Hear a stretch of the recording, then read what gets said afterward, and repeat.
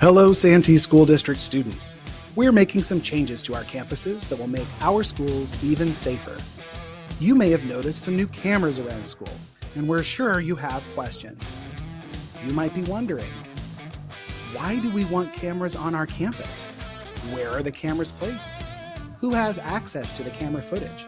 When are the cameras on?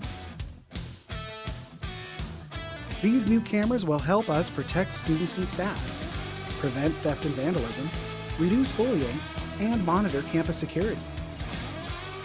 The cameras are placed in a few key areas: in the front office, at pickup and drop-off areas, near the playground, lunch areas, and common outside areas, and in junior high hallways. But to be clear, they are not placed inside of classrooms or restrooms. Only a few key people in the school district have access to view security footage: the superintendent and assistant superintendents, the IT director, the facilities director, and principals and vice principals.